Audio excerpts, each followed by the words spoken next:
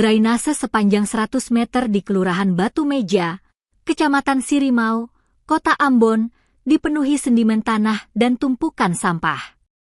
Kondisi ini menjadi keluhan warga yang bertempat tinggal di kawasan itu. Pantauan tribunambon.com, Rabu, 22 April 2026, terlihat sedimen tanah dipenuhi genangan air memenuhi saluran tersebut.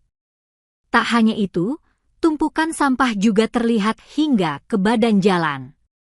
Salah seorang warga, Olive Picarima, 24, menyayangkan situasi yang luput dari perhatian pemerintah itu.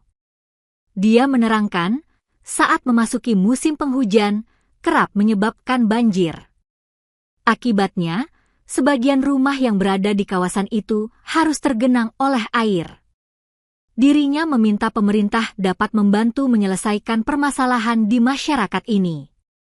Tak mau kejadian berulang terjadi, dirinya berharap ada tindakan secepatnya mengingat saat ini sudah mulai masuk musim penghujan.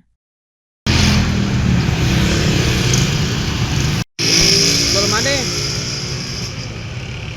Iya, hancur sih ini. Mesin sama udah rendah sama nih. Dekat Indomaret. Ini macet apa? Macet lagi banjir kan, Seng? Apa nanti air keluar nanti? Air banjir ya.